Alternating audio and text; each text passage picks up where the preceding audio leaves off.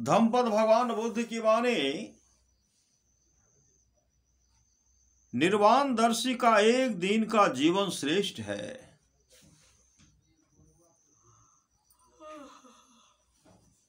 निर्वाणदर्शी का एक दिन का जीवन श्रेष्ठ है। किसा गौतमी की कथा।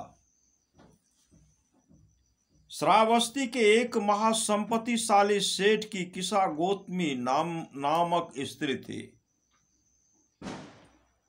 वह अपने नन्हे इकलौते पुत्र के मर जाने पर उसे गोद में लेकर मरे हुए को जीवित करने वाले वैद्यों को खोजती फिरती थी। लोगों के कथनानुसार वह जेतवन में भगवान के पास गई और प्रणाम कर दवा पूछी। भगवान ने मंत्र पढ़ने के लिए उससे घर से थोड़ा सरसों लाने को कहा। जिस घर में कोई मरा न हो वह नगर में जाकर सबके घर पूछती पूछती थक गई, किंतु कोई भी घर ऐसा नहीं मिला जिसमें कोई मरा न हो। अंत में वह संसार की इस विषम परिस्थिति को समझकर मरे हुए पुत्र के शरीर को एक झाड़ी में फेंक दी और भगवान के पास गए। भगवान ने पूछा, क्या सरसों लाई है? भांते सरसों कहाँ? जीवित लोगों से बहुत अधिक तो मरे ही हैं। इसे सुनकर भगवान उसे संसार की अनित्यता को दिखलाते हुए उपदेश दिया।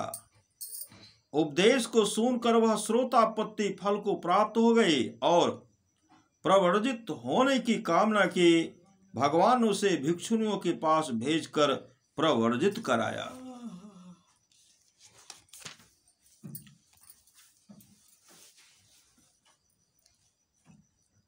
एक दिन किसा गौतमी थेरी उपासक गृह में दीपक जलाती हुई लौ को जलती हुई देख संसार की उत्पत्ति और विनाश का मनन करने लगे।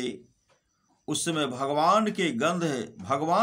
भगवान ने गंध कुटी में बैठे हुए उसकी चित्त प्रवृत्ति को जान प्रकाश फैलाकर सामने बैठे हुए उपदेश करने के समान, गौतमी, ये प्राणी दीपक की भांति उत्पन्न होते और नष्ट हो जाते हैं। केवल निर्वाण प्राप्ति नहीं दिखाई देते हैं। ऐसे ही निर्वाण नहीं देखने वाले के 100 वर्ष जीने में से निर्वाण देखने वाले का क्षण मात्र का भी जीवन श्रेष्ठ है। कहकर इस गाथा को कहा। यो चोवशतं जीवे अपश्यं अमतं पदम एकाहं जीवितं सेयो पश्यतो मतं पदम। निर्वाण को न देखने वाले के 100 वर्ष के जीवन से निर्वाण को देखने वाले का एक दिन का जीवन श्रेष्ठ है। श्री सद्गुरु महाराज की जय।